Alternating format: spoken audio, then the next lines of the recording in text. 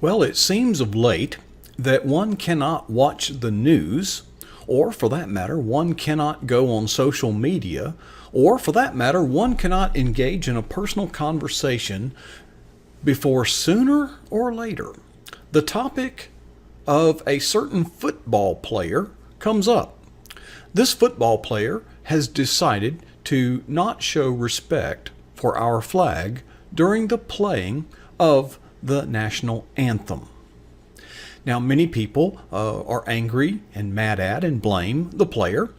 Many people are mad at the media for giving so much attention to one individual when so many others are showing respect for the flag. I blame the coaches. See, it is the coach's job to define the goals and vision and objective of the team. You see, Coach, it's not a coincidence that all the members of the team wear a helmet that is alike. It is not a coincidence that all the members of the team wear a jersey that is the same, well, except for the number. In other words, the uniform is the same for all members of the team.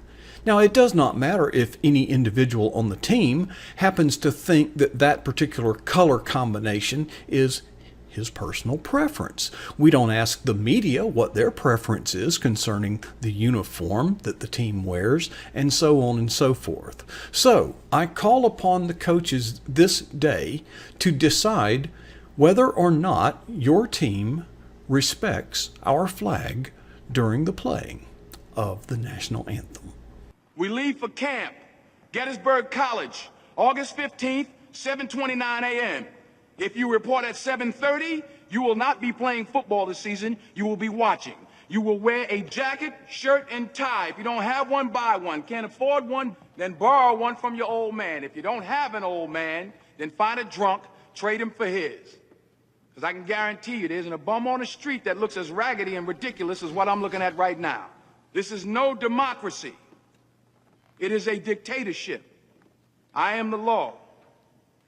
If you survive camp, you will be on the team. If you survive. As for the player, no one is holding a gun to your head to be a member of that team. And no, you are not entitled to be a member of that team. It's actually a very simple decision that the player should make.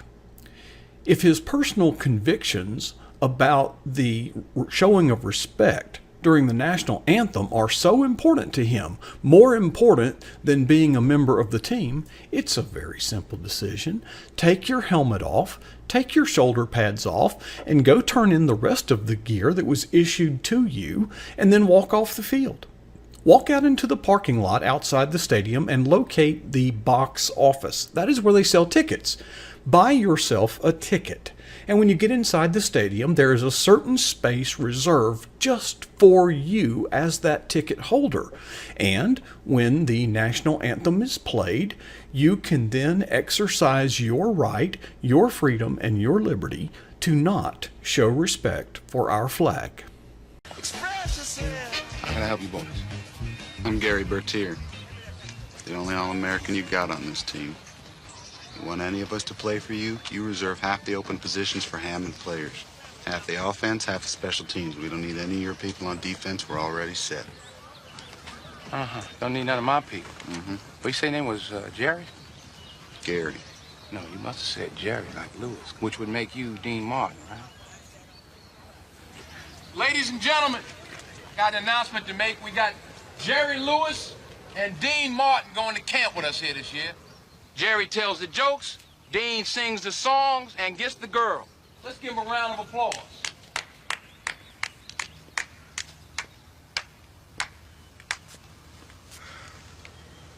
Where's your folks, Gary? Parents, are they here? Where are they? That's my mother. That's your mama? Mm-hmm. Very nice, I want you. Take a good look at her. Because once you get on that bus, you ain't got no mama no more. You got your brothers on the team, and you got your daddy. Now, you know who your daddy is, don't you? Gary, if you want to play on this football team, you answer me when I ask you, who is your daddy? Who's your daddy, Gary? Who's your daddy? You. Uh-huh. And whose team is this? Is this your team? Or is this your daddy's team? Yours. Mm-hmm. Get on the bus. Put your jacket on first. And get on the bus. Dean? Fix that tie, son. By the way, this is not something new.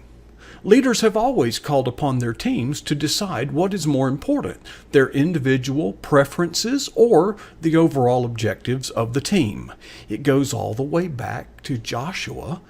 Even as he led the Israelites out of Egypt, he called upon them to make a decision this day as to who they will serve. And then he declared, "As for me and my house, we will serve the Lord."